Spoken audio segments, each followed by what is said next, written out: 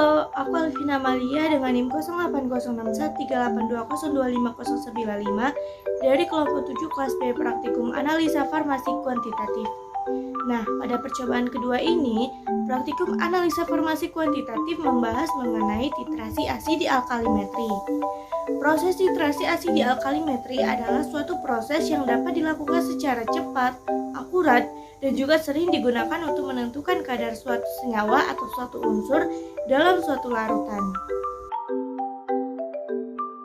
Asidimetri adalah suatu titrasi yang menggunakan larutan asam untuk menentukan basa, sedangkan alkalimetri adalah kebalikan dari si asidimetri tadi, yaitu proses titrasi dengan menggunakan larutan yang sifatnya basa untuk menentukan asam. Indikator PP atau indikator phenolphthalein adalah indikator yang digunakan sebagai indikator pembanding dalam proses titrasi basa kuat dan asam kuat.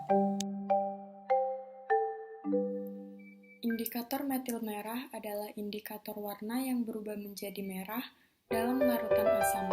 Ini merupakan zat warna azo dan berbentuk bubuk kristal berwarna merah gelap.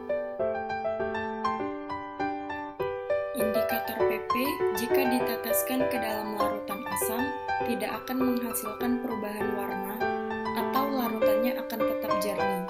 Sebaliknya, jika indikator PP diteteskan ke dalam larutan basa, maka larutan akan berubah menjadi merah muda atau menjadi pink. Larutan asam yang ditetesi metil merah akan tetap berwarna merah, sedangkan larutan netral akan berubah menjadi warna kuning. Akan tetapi, metil merah juga akan menyebabkan larutan basa berwarna kuning. Berarti, untuk mengetahui apakah suatu larutan bersifat basa atau netral, kita tidak dapat menggunakan metil merah. Di sini saya akan menjelaskan cara kerja titrasi asidi alkalimetri.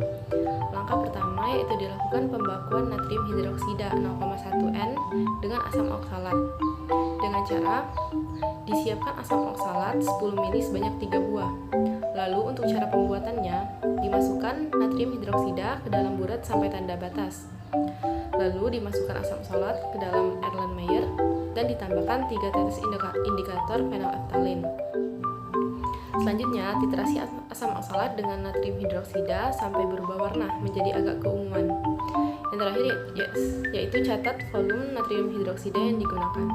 Selanjutnya yaitu untuk penentuan kadar sampel berupa asetosal.